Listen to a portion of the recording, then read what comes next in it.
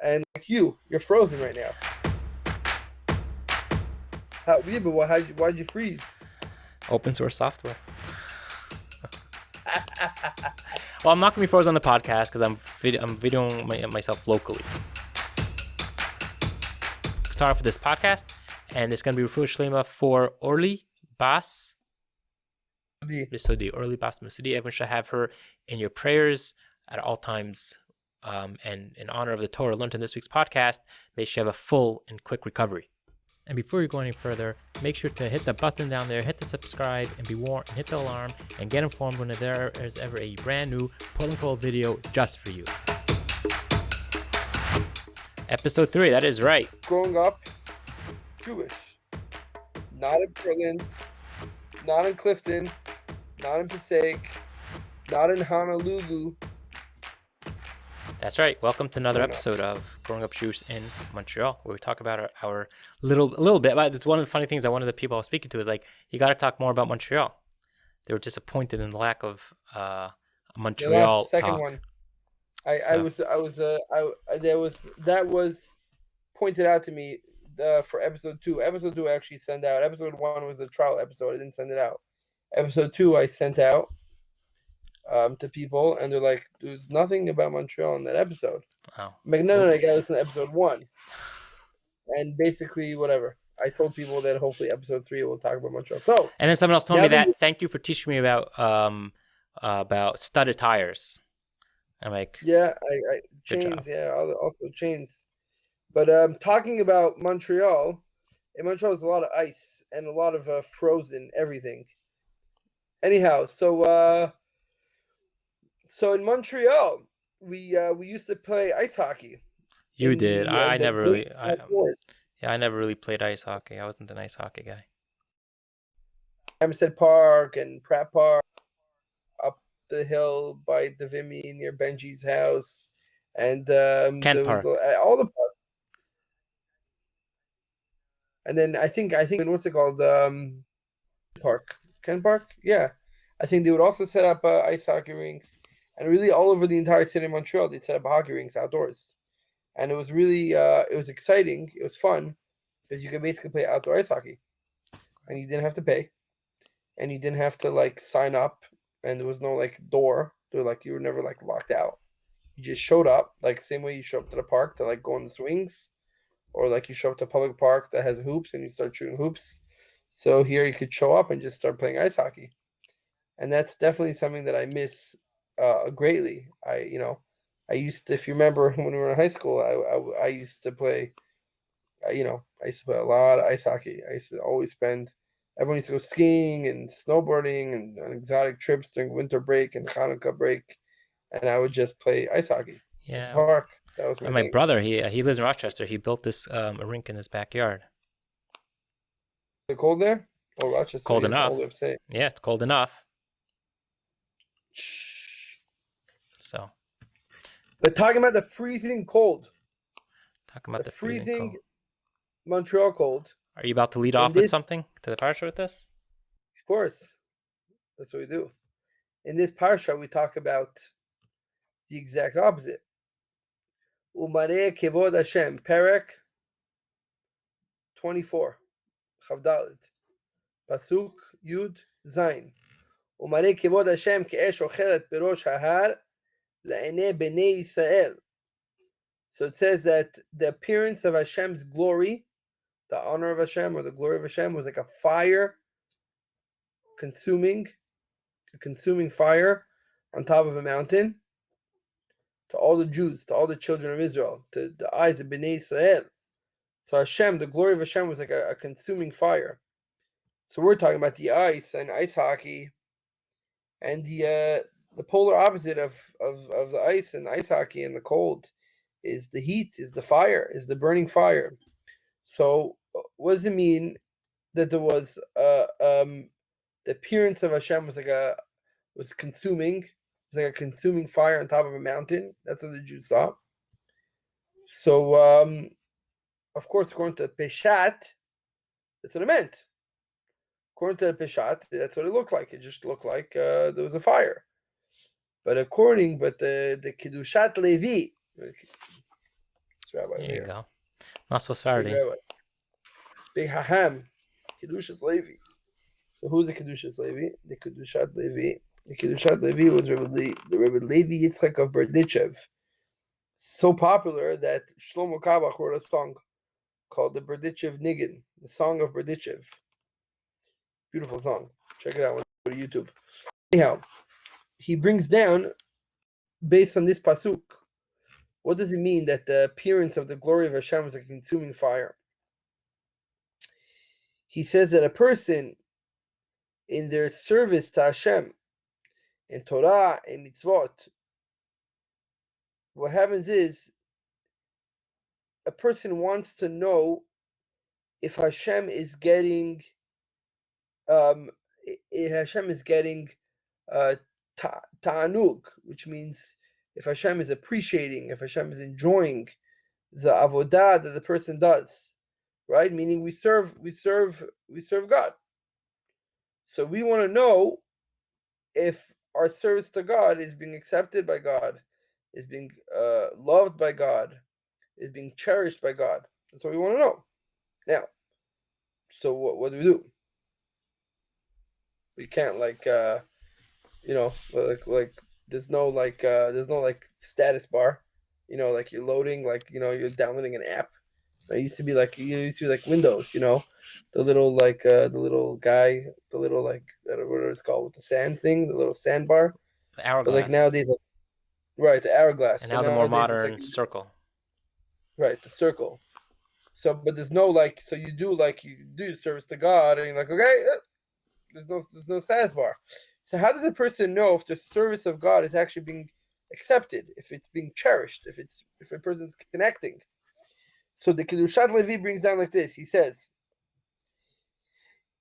a person wants to know im adam, if a person ro'eh shelibo bo'er ke'esh, if a person sees that their heart is burning like a fire, person's heart is burning like fire, u'mitlahev tamid la'avod oto, a person feels like they're serving Hashem and they have this like burning desire to continue what they're doing and to pursue even more in the service of Hashem.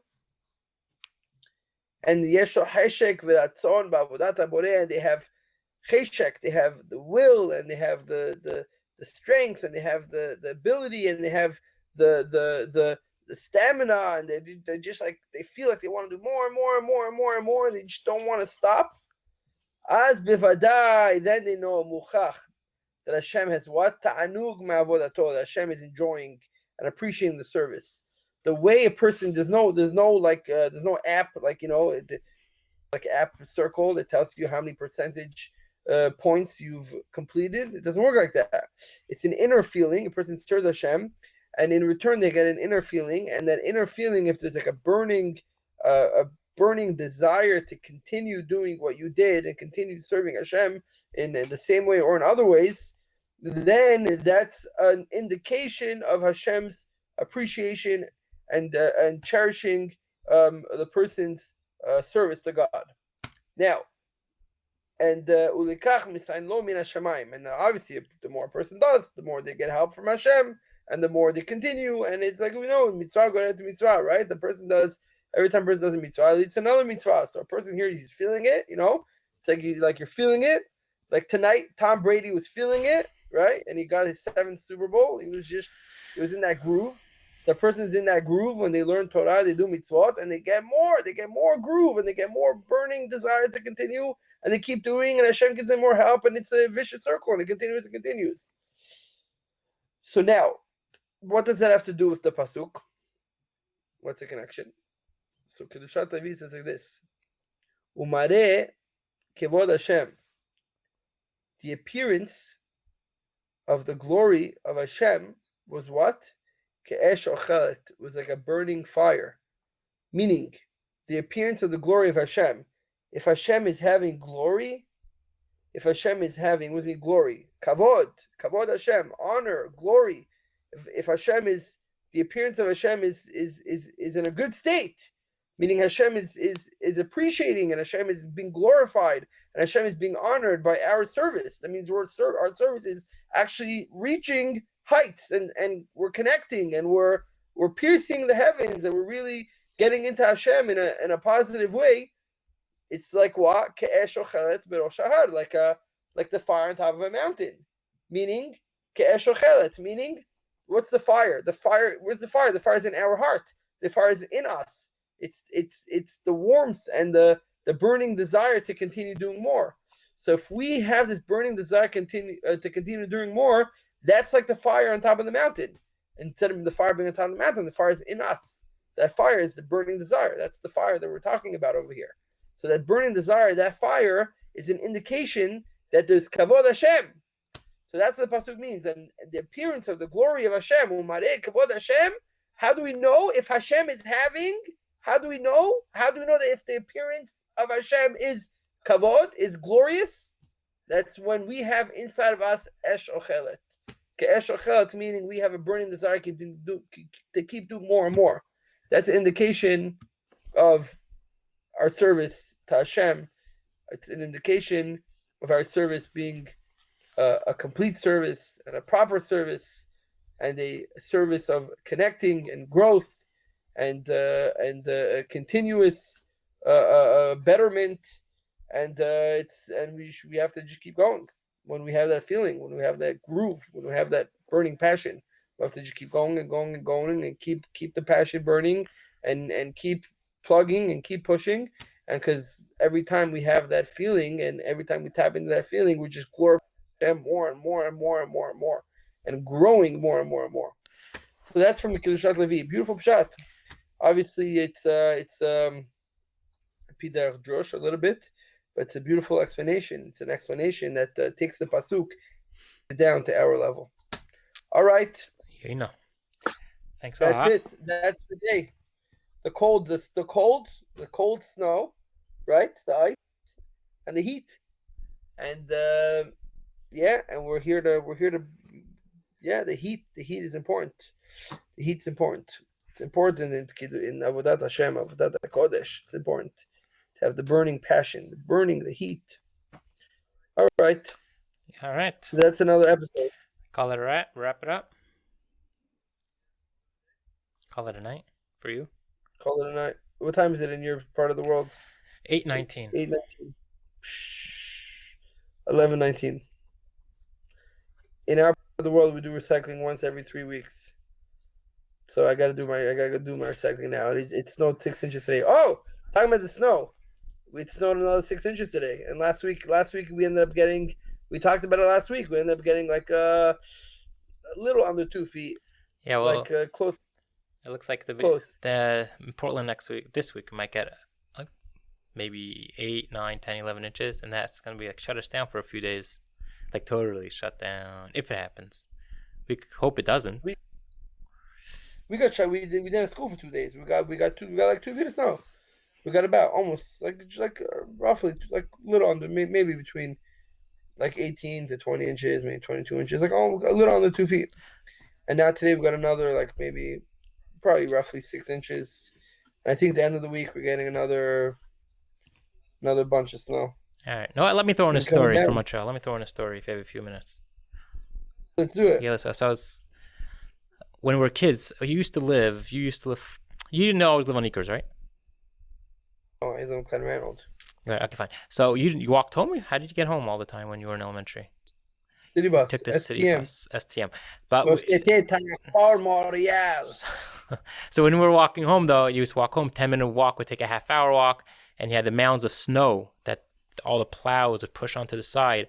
And you always remember the stories of that one, your parents always warning you, don't play in the mounds of snow because the snowblower will come along and swallow you up. And they always say there's one story that actually happened to some kid. Anyway, so I was walking home one day with two friends. I mean, maybe I'll tell you, I'm on the podcast, I'll knock this out. It was out. And we were walking down. I'm not going to say names. Anyway, so we're walking down and what we did on the way home is crazy things. But the geniuses that we were, we must have been 4th to 5th grade. There was a car passing us in the snow, going slow. It was a fresh snowfall, making its way up a hill. And we both take snowballs, all three of us, and we lob it over our heads, like innocently continue walking.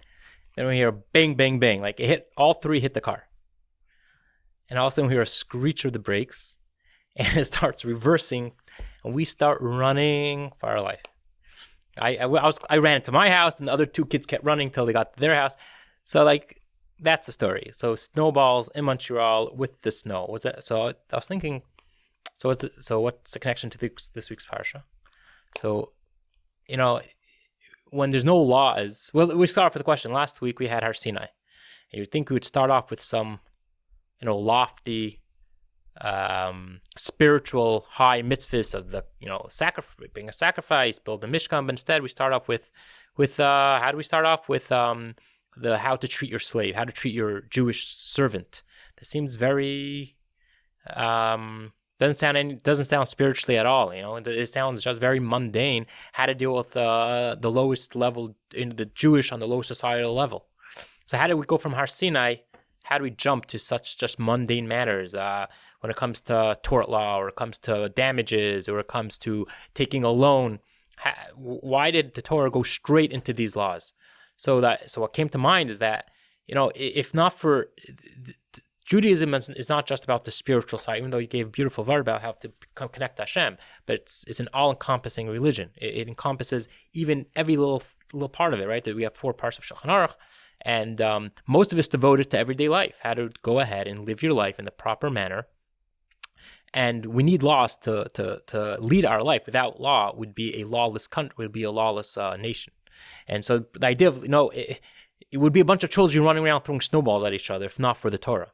The Torah is not just a book that teaches you how to connect to Hashem in a spiritual manner. It's every act that you do, whether you're about to bite it into an apple and make a bracha, or whether you're about to give a loan to someone, how to go through it. Everything is dictated in the Torah, and it takes out the lawlessness from all of us, and it brings us.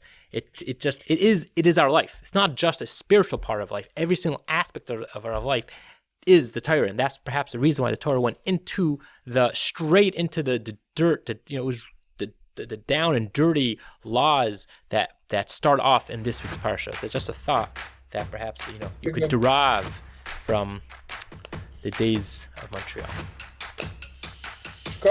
All right. You take a look at it. We'll see. All right. Have a great night. We'll see what we do with this podcast. I'm a little afraid we might get nothing out of it.